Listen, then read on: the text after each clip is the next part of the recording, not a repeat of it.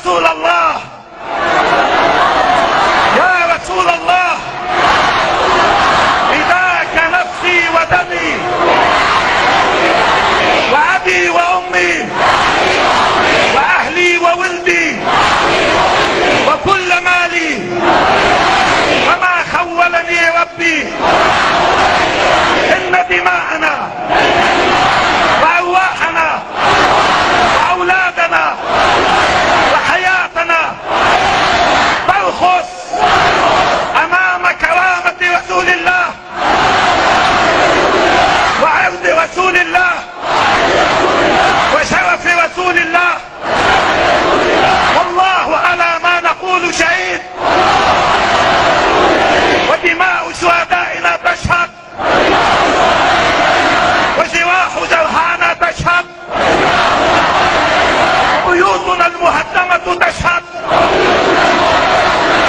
ما دام فينا دم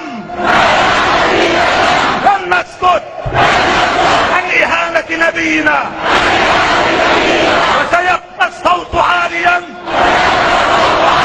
لبيك يا رسول الله.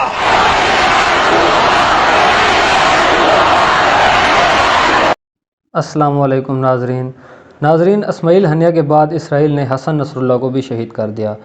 Hezbollah ने अपने सरबराह की शहादत की तस्दीक कर दी। हसन नसरुल्लाह की इमारत को इसराइली फ़िज़ाया ने बंकर बस्टर मिज़ाइलों से निशाना बनाया और तकरीबन 15 मिज़ाइल दागे। हसन नसरुल्लाह इमारत के ज़ेर ज़मीन 14वीं मंजिल में मौजूद थे। हमले में इमारत मुकम्मल तौर पर तबाह हो गई। हसन नसरुल्लाह की बेटी ज़ैनब नसरुल्लाह भी शहीद हो गईं। हसन नसरुल्लाह की शहादत के बाद लेबनान के मुख्तलिफ शहरों में लोग सड़कों पर निकल आए। इसराइल के ख़िलाफ़ नारे। ईरान में भी इमाम अली रज़ा के रोज़े पर सैकड़ों सोगवारों का इज्तिमा। अमरीकी सदर जो बाइडन ने इसराइली हमले के मंसूबे से लाइल्मी ज़ाहिर कर दी। ईरान ने अमरीका का बयान मुस्तरद कर दिया, जबकि ईरान के सदर ने कहा कि अमरीका हसन नसरुल्लाह की शहादत में मुलव्वस होने से इनकार नहीं कर सकता। हमले में ईरानी कुर्द फोर्स के सरबराह जनरल कानी महफूज रहे। ईरान के रूहानी पेशवा आयतुल्लाह ख़ामनाई को हमले के बाद तेहरान के इंतहाई महफूज मुकाम पर मुंतकिल कर दिया गया। नाज़रीन, साम्राज्य के मद्दे मुकाबिल हुर्रियत पसंदों की तहरीकें शहादतों के बावजूद जारी रहती हैं। किसी के आने जाने से वक्ती तौर पर फ़र्क ज़रूर पड़ता है, लेकिन हुर्रियत पसंदाना तहरीकें साम्राज्यी ताकतों के ख़िलाफ़ मज़ीद शिद्दत अख्तियार करती हैं। His death comes months after rising tensions, including cross-border rocket strikes, targeted killings, and covert operations. Here's how the conflict escalated. Israel and Hezbollah began trading fire in October after the Hamas-led attack on Israel sparked a war in Gaza. Like Hamas, Hezbollah, designated by the US as a terrorist group, are closely aligned with Iran. The Lebanese militant group said its attacks on Israel were in support of Palestine and vowed to continue until a ceasefire was reached in Gaza. Hostilities had been largely contained to areas near the border, destroying towns and displacing tens of thousands on both sides. As tensions grew, the US and the international community pushed for diplomatic solutions. But Israel and Hezbollah continued to exchange fire daily. Israel conducted a number of high-profile intelligence operations, including the targeted killing of Hezbollah commanders.